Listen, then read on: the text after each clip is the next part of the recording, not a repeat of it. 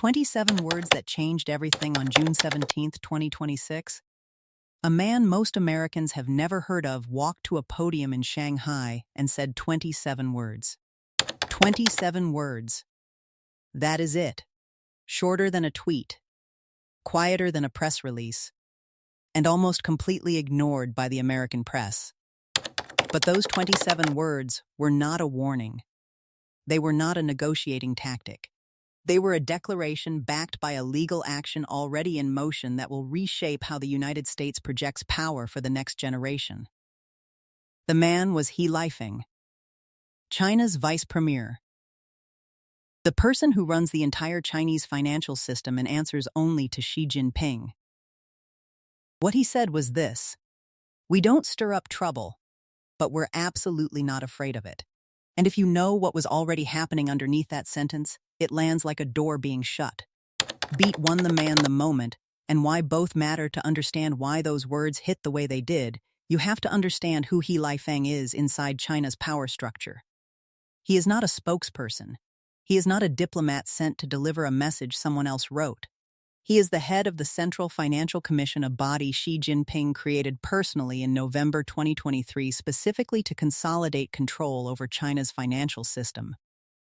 When He Lifeng speaks at a financial forum, the message has been approved at the highest level. The words are exact. The timing is deliberate. And the timing here was almost theatrical.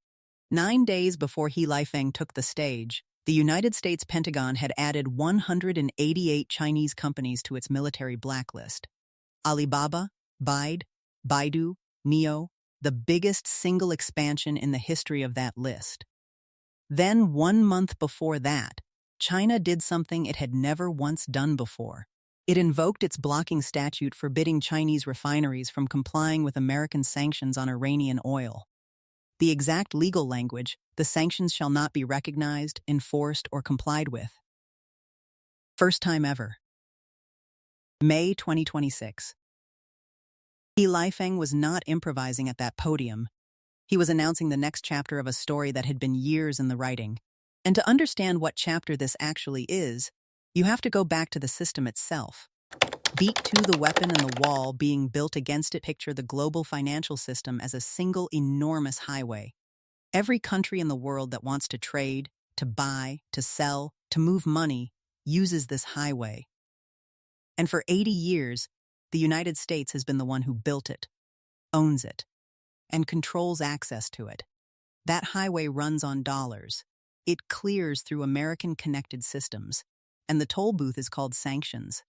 If Washington decides you have crossed a line, it can pull you off the highway. Not just slow you down, pull you off entirely. No access to the dollar. No access to the global trading system. No access to almost anything. That power has become America's most used foreign policy tool. There are currently more than 12,000 entities under active U.S. sanctions. That number has grown 60% since 2018.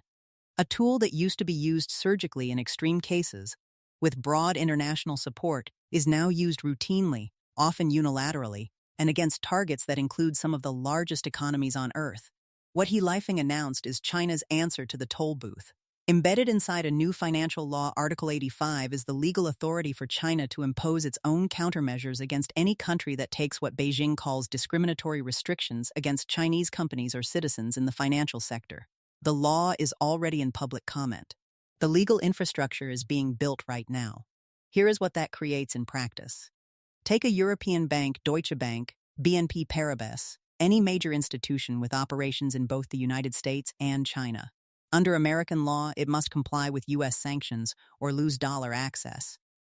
Under China's incoming law, if it complies with sanctions that Beijing deems unfair, it faces Chinese countermeasures.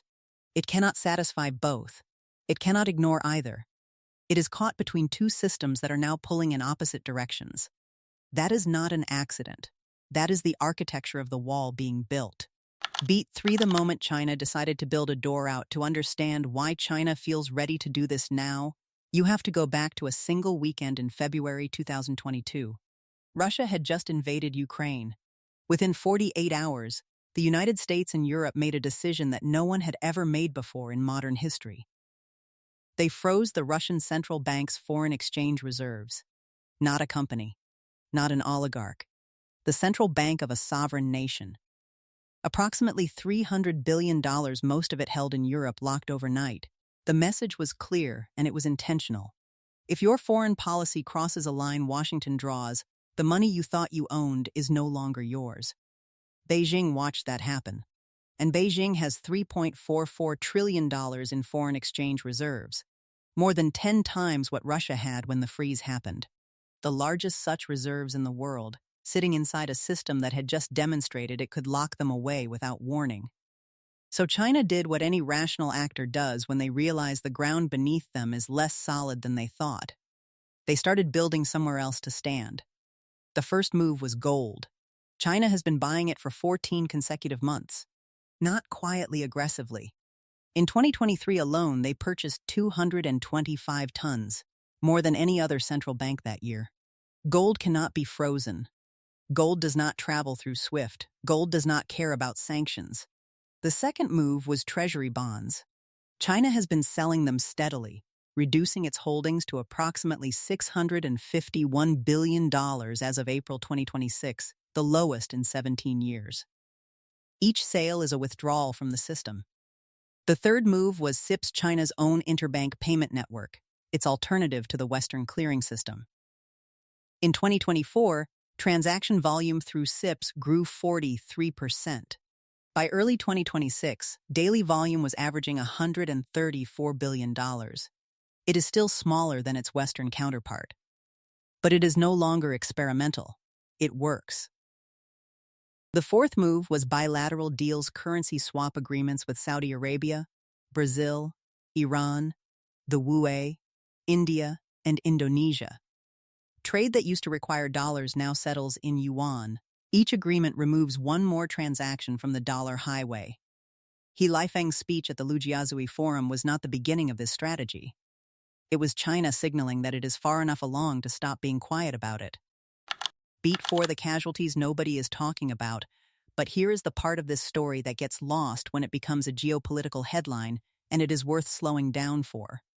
In late 2025, the United States imposed new secondary sanctions on Chinese banks accused of helping Russia move money around the existing sanctions. Several regional Chinese banks shut down their Russian settlement operations entirely. Two of them were eventually removed from the sanctions list, but only after they had already cut every tie with Russia. The mechanism worked. The American lever still had reach. This is not a clean story of one empire rising and another falling. It is messier than that. The dollar system still has enormous gravitational pull. CIPS is real, but it is not SWIFT. The bilateral yuan agreements are significant, but the dollar still settles roughly 88% of global foreign exchange transactions. China is not walking away from the dollar system. It is building a parallel door, because having a door out changes your negotiating position even if you never use it. The real casualties of this escalation are not in Washington or Beijing. They are sitting in boardrooms in Frankfurt and London and Paris, trying to figure out how to operate in a world where two systems are now demanding their loyalty simultaneously. The market's reaction to He Lifeng's speech told the story quietly but clearly. The yuan strengthened. Chinese bank stocks ticked up in Hong Kong. Gold moved, and the Chinese stock market stayed almost entirely calm, which is the most revealing signal of all.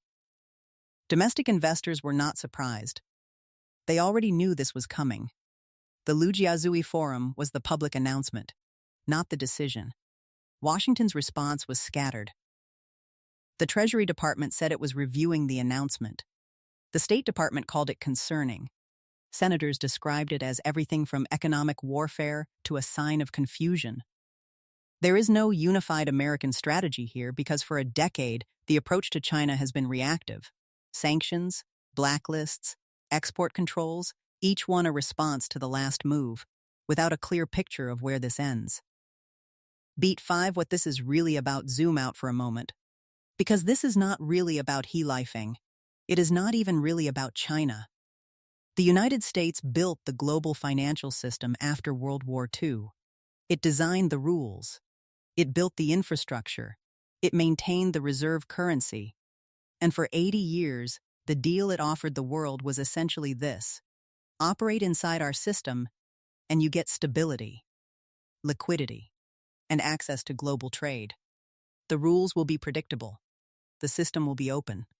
Sanctions changed the terms of that deal.